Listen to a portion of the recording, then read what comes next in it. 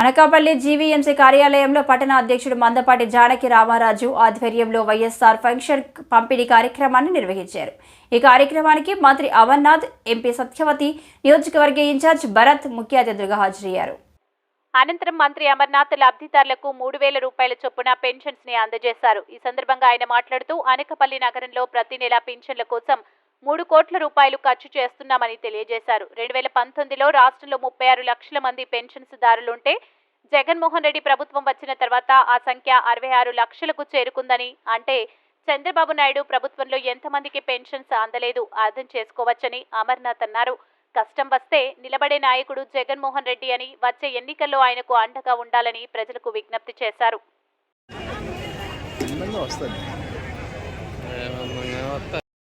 Main road అంతా కూడా మీరు రింగ్ రోడ్ అక్కడ నేషనల్ హైవే వేస్తున్నారు.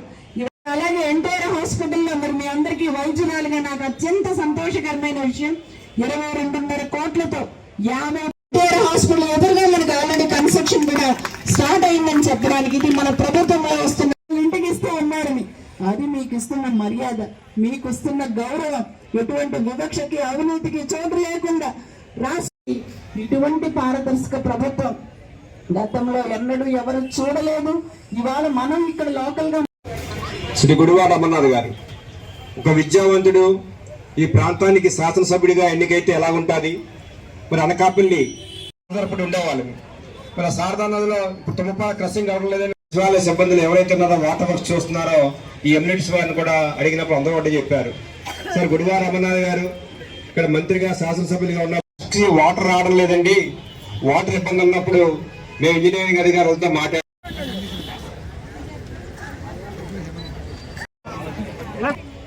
వైఎస్ఆర్ కాంగ్రెస్ పార్టీ అధికారంలోకి వచ్చినటువంటి సమయానికి కేవలం 36 లక్షల మంది మాత్రమే ఉండేవారు. కానీ ఈరోజు రాష్ట్రంలో పెన్షన్దారుల సంఖ్య 66 లక్షలకి చేరిందంటే ఎంతమంది పెన్షన్దారులు పెన్షన్ రాక గత ప్రభుత్వంలో ఇబ్బంది పడి ఉన్నారో అనేటువంటి దానికి ఇది ఒక నిదర్శనం అనేటువంటి విషయాన్ని కూడా తెలియజేస్తూ ఉన్నాం. ఈ ఒక్క అంశమే కాదు, అనేక కార్యక్రమం డ్వాక్రా మహిళలకు సంబంధించి కానీ 40 సంవత్సరాల నుంచి 60 సంవత్సరాల లోపు ఉన్నటువంటి మహిళలకు సంబంధించినటువంటి వైఎస్ఆర్ చేయూత కార్యక్రమం కానివ్వండి, లేదా పేదవాడికి సొంతింటి కళను నెరవేర్చేటువంటి ఇళ్ల నిర్మాణానికి సంబంధించినటువంటి అంశం కానివ్వండి, ఇవన్నీ కూడా ఎన్నికల్లో ఏదైతే మాట ఇచ్చామో ఇచ్చినటువంటి మాట ప్రకారం మాట నిలబెట్టుకున్నటువంటి ప్రభుత్వం జగన్మోహన్ రెడ్డి గారి ప్రభుత్వం అనేటువంటి విషయాన్ని కూడా ఈ సందర్భంగా తెలియజేస్తూ ఉన్నాం. రేపు రానటువంటి ఎన్నికల్లో కూడా ఇచ్చినటువంటి హామీని నిలబెట్టుకున్నటువంటి నాయకుడు ఎవరు, ఎన్నికలు వస్తే హామీలు మాత్రమే ఇచ్చి హామీని నిలబెట్టుకున్నటువంటి నాయకుడు ఎవరు అనేటువంటి దాన్ని మీరు దయచేసి గమనించాల్సిందిగా కోరుతా ఉన్నా.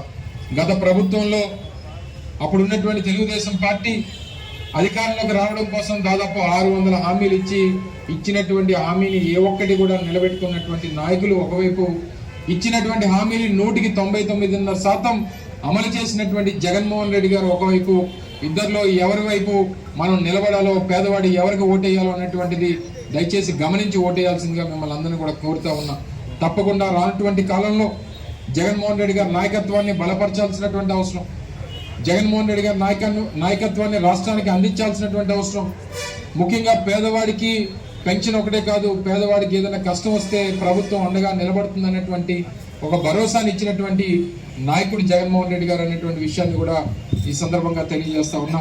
గతంలో మీరు పెన్షన్లు తీసుకోవాలంటే ఏ రకంగా ఇబ్బందులు పడేటువంటి పరిస్థితులు ఉండేవో, ఏ రోజు పెన్షన్ మీ చేతికి వస్తుందో తెలియనటువంటి సందర్భాలు చూసాం, ఎప్పుడు పెన్షన్ వస్తుందో తెలియనటువంటి సందర్భాలను చూసాం. కానీ ఈ రోజు నెల 1వ తారీఖు వచ్చేసరికి నేరుగా వాలంటీర్లే మీ ఇంటి గడప దగ్గరికి తీసుకొని వచ్చి పెన్షన్ అందించేటువంటి స్థాయికి ఈరోజు ప్రభుత్వంలో వ్యవస్థల్ని తీసుకొచ్చినటువంటి సందర్భాన్ని కూడా ఈ వేదిక ద్వారా మీ అందరికీ తెలియజేసుకుంటూ, మరి నూతనంగా పెన్షన్దారులందరినీ కూడా ఈ సందర్భంగా అభినందిస్తూ వారికి శుభాకాంక్షలు తెలియజేసుకుంటూ, మరి రానటువంటి కాలంలో కూడా మరింత భవిష్యత్తు రాష్ట్రానికి ఉండేటువంటి విధంగా దానికి జగన్మోహన్ రెడ్డి గారి నాయకత్వాన్ని మీరు అందరూ బలపరచాలని చెప్పి మరొకసారి ఈ సందర్భంగా కోరుకు 2700 త్రిక్కువ గృహాలను కూడా అనకాపల్లి పట్టణంలో ఉన్నటువంటి కుటుంబ సభ్యులందరికీ కూడా అందించే